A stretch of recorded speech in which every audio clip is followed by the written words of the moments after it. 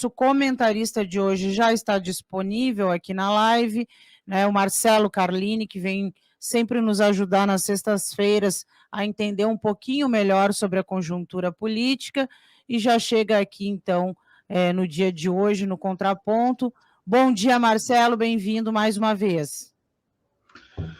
Olá, Vanessa. Olá, Regis. Tudo bem aí com vocês? Olha, fazemos força para que fique, né? Mas nós temos dúvidas se está, se vai ficar. E como a audiência aqui, né? Inclusive eu vou compartilhar, Vanessa, com o Marcelo, que está aqui nos comentários, né?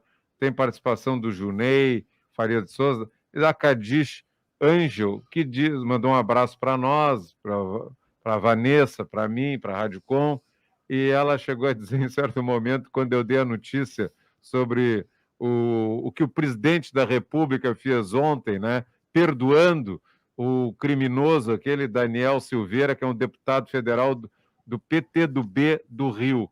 PTB. A falta que faz uma guilhotina numa hora dessas, hein, amigos? Está se lembrando, né, da Revolução Francesa, lá, da queda da Bastilha, né? Não tem pão como um bolo, e aí vai. Aí ela diz, a tal graça constitucional, né, que é o perdão, esse é o nome do perdão, não passa de desgraça institucional, em que Bolsonaro busca, na verdade, fechar o STF, ainda que de forma oblíqua. O que será que esse Daniel Silveira sabe sobre os bolsonaros, para que precise ser assim, tão protegido assim? Ela colocou em letras garrafais. Será algo sobre o assassinato de Marielle Franco? E também, ela não colocou, mas eu acrescento, do Anderson Domingues, que era o motorista da vereadora saudosa Marielle Franco, do PSOL do Rio. A Elo Martins e o Fábio Costa também aqui com a gente. Marcelo, as pessoas estão querendo saber isso e, obviamente, pela tua acuidade, pela tua perspicácia, não vai fugir dessa pauta aí o teu comentário. Não tem como, né? Não tem como não falar sobre isso. Marcelo deu uma travada. Pena, deu uma travada. E o Marcelo nunca trava, né? É verdade. Tá ali com uma baita imagem. Voltou. Voltou, deu uma travadinha, mas voltou. Há um minuto atrás, a rede da minha internet caiu. Estava ouvindo vocês, desabou. Então, estou no celular aqui, no esquema para... Vamos lá, acho que dá. Deixa eu falar para vocês. Eu não acho que dá para desviar do assunto, mas eu acho que é necessário buscar a história toda, não só o acontecimento de ontem à noite, né? Então, todos os jornais, todas as rodas de conversa, tudo tratam do perdão que o Bolsonaro deu para o deputado do PTB do Rio de Janeiro, o bombadão Daniel Silveira. O Bolsonaro perdoou após uma condenação do Supremo. Eu não acho que o Bolsonaro perdoou o Daniel. O Bolsonaro perdoou a si mesmo, antes de qualquer coisa. Essa é a crise institucional da semana. Falo da semana porque houve outras atrás, aliás, muitas outras, e essas ameaças não vêm do Daniel. Bolsonaro já fez centenas. A pessoa número 1 no país a questionar o resultado eleitoral é o próprio Bolsonaro. Quem é o garoto propaganda da fraude na urna eletrônica do país? O Jair Bolsonaro. Então, as declarações perdoadas do Daniel é um perdão ao que é o governo, ao que é o método do Bolsonaro, do Palácio do Planalto. Nada mais que isso. Não acho que ele sabe mais ou sabe menos, minha opinião. Se tem alguém que sabe, é o próprio presidente. Ele sabe. Ele e mais gente, possivelmente, né? Uma investigação que não acabou até hoje. Então, primeira coisa, eu acho que é necessário ver o conjunto da obra. Porque tem uma escalada com a democracia? Sim, tem uma escalada que o Bolsonaro alimenta e sobrevive dela. Mas eu quero analisar a situação no geral. para entender o dia de hoje, para ajudar a entender o dia de amanhã. Eu não acho que é uma guerra da democracia versus o Bolsonaro. Não acho. Não acho. Porque esse adesivo não cola no STF. Não cola na toga. Daqueles lá, pelo menos. O Bolsonaro foi alçado presidente justamente por cima, contra a democracia. E ele só o fez com a ajuda do Supremo Tribunal Federal. O Judiciário Federal, o Judiciário brasileiro, foi justamente aquele que avalizou o golpe de 2016, que gerou Temer e que gerou, a partir daí, a reforma trabalhista do Temer, entre outras coisas.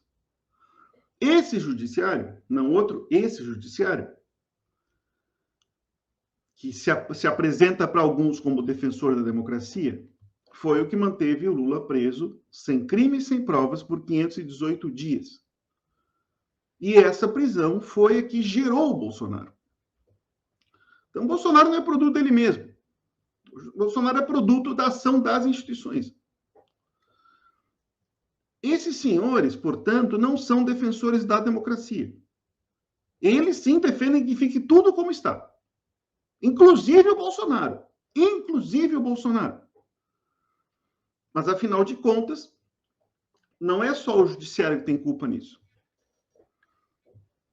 Repito, eu não acho que a gente está diante de choque de instituições democráticas com um candidato a Bonaparte ou de um Trump do Cerrado. Não sai da minha mente as cenas do Capitólio ocorrido há 16 meses atrás, em Washington. E eu não acho que não pode sair da mente de ninguém. De ninguém. De certa forma, Bolsonaro é um trapaceiro. Se ele questiona a urna eletrônica agora, é para questionar em outubro, ou não é? Ou ele não prepara isso à luz do dia? Ninguém fique surpreso com o que ele pode tentar fazer. Bom, o fato é que se de um lado o Supremo Tribunal Federal tem culpa no cartório, não em 2016, né? 64 também. Não posso secundarizar as gravações publicadas do Superior Tribunal Militar, que trouxeram a público o reconhecimento oficial do Poder Judiciário, militar, é verdade, mas Poder Judiciário, sobre as torturas que eles negaram que aconteceram. É o mesmo, não é? É o mesmo. Afinal de contas, no Brasil, os torturadores não foram punidos. Diferente da Argentina. Se o restolho da ditadura, os gorilas da ditadura, continuam falando e ocupando o cargo público, né? Até hoje, é porque os seus crimes não foram apurados, julgados e punidos pelos crimes que cometeram na ditadura militar. Em 2022, até agora não foram. É esse judiciário que vai defender a democracia? Eu não acredito. Eu não acredito. Há quem acredite. Não acho. Se não defendeu até agora, não vai defender depois. Numa situação mais aguda como essa. Mas sigamos sobre as instituições, porque se trata disso. Na minha opinião, para fazer o pacote todo. Não é só o judiciário. Afinal de contas, quantos pedidos de impeachment foram feitos nessa legislatura? Ou nesse Congresso, né? Eu acho que são dezenas. Não falta pedido de impeachment. Não falta pedido de impeachment. Nem a CPI da Covid, que alguns acreditavam que ia servir para agora vai emparedar, agora vai mostrar culpa. Também não. 660 mil mortos, vida que segue. Com esse Congresso, com esse governo, com esse judiciário. Portanto, depois de tudo que aconteceu, o Bolsonaro segue presidente. E só segue presidente porque ele tem o apoio dessas instituições que o sustentam naquele lugar. Há quem peça, e eu fiquei, assim, chocado, não se trata disso, mas hoje no Globo, uma informação de que a oposição vai fazer um novo pedido de impeachment. Pelo amor de Deus. Pelo amor de Deus. esse Congresso vai afastar o Bolsonaro? Olha.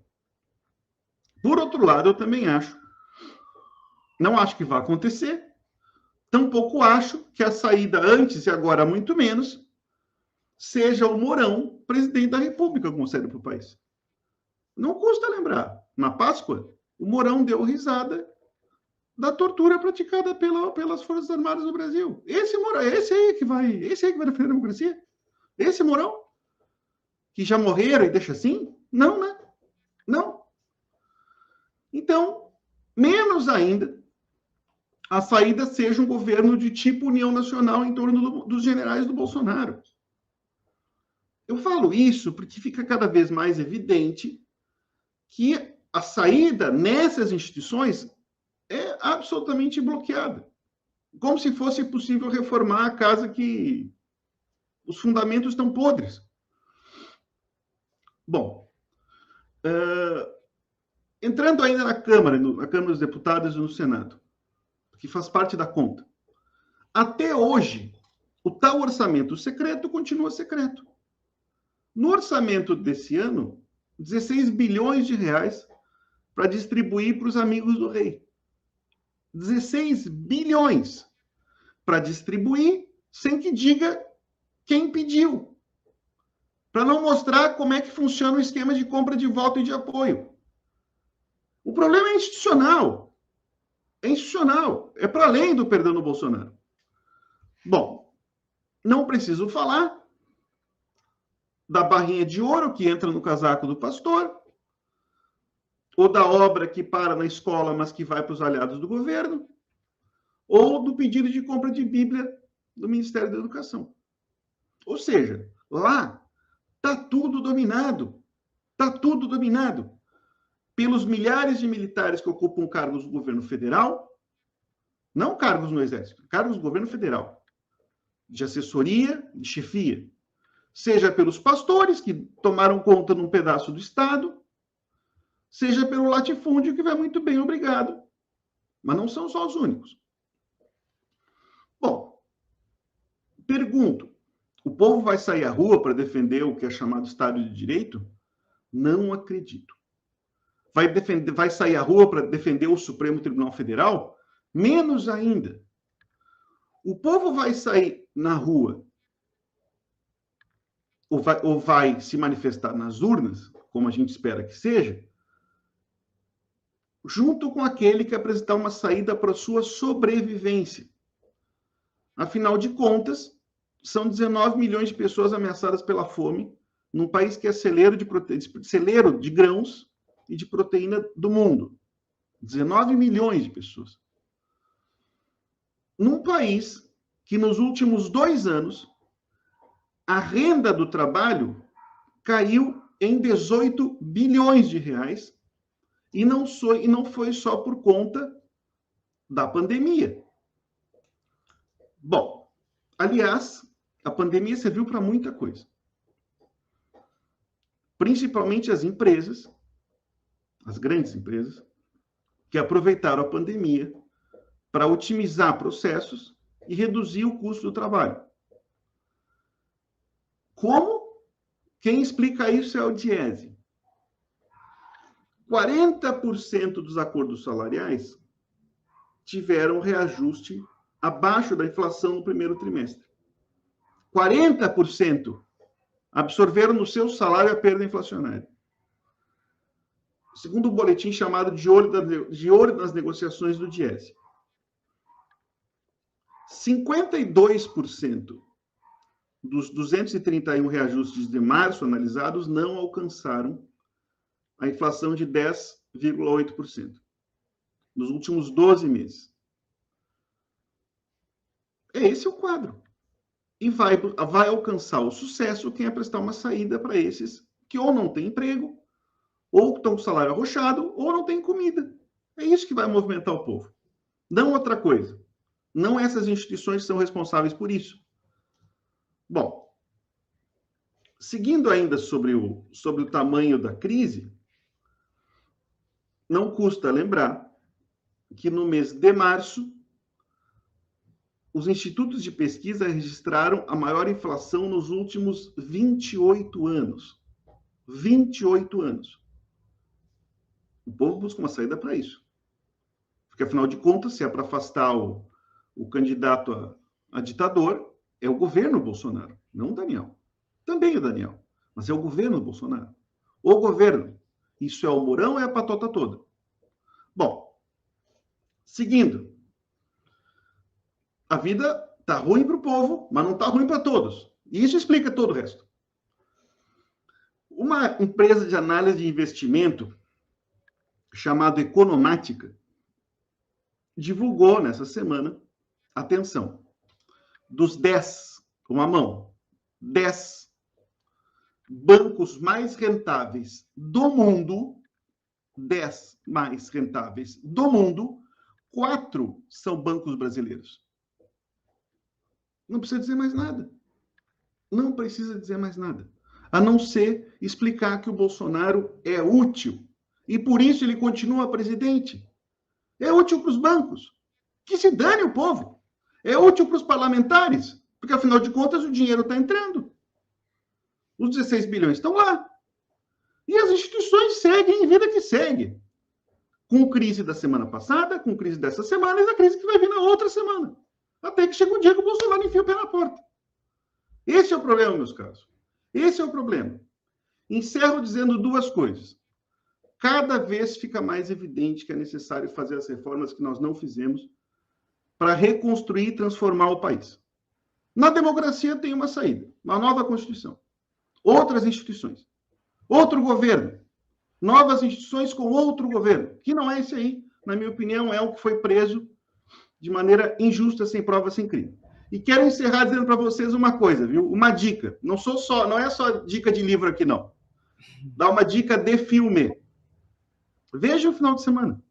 Um filme que está na Netflix se chama A Sombra de Stalin. A Sombra de Stalin. É um filme sobre um relato do jornalista chamado Gareth Jones, que visitou a Ucrânia em 1933. Se vocês acham que a vida dura agora, olha, a humanidade já passou por coisa talvez bem pior do que está vendo hoje. Vejam, eu acho que ajuda a tecer um cenário sobre a situação que a gente está vivendo hoje no mundo.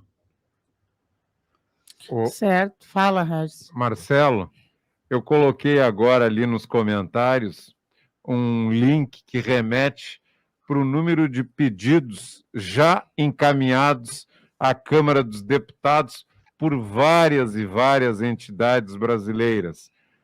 Essa matéria é da A Pública, um veículo de comunicação que faz jornalismo investigativo no Brasil de altíssima qualidade. Seguidamente, é recomendado aqui pelo professor Cadré Domingues, teu colega aqui, comentarista da Rádio Com, professor da Universidade Federal, do curso de jornalismo, ele sempre recomenda A Pública. Ao todo, mais de 1.550 pessoas e mais de 550 organizações assinaram pedidos de impeachment do presidente Jair Bolsonaro. Foram enviados 143 documentos ao presidente da Câmara dos Deputados, sendo 89 pedidos originais, 7 aditamentos e 47 pedidos duplicados. Até agora, apenas 7 pedidos foram arquivados ou desconsiderados. Os outros 136 aguardam análise. E dá para lembrar, fazendo coro ao que disse o Marcelo, que o golpe contra a presidenta Dilma e contra a democracia foi com o Supremo, com tudo, segundo o senhor Romero Jucá. Às vezes não, o problema é que às vezes tem gente que esquece que tá a patota toda junta, eles brigam de fato. Eu não quero negar que tem crise, é evidente que tem uma crise. Mas sobre a crise, mais importante que ela é manter o barco andando para frente.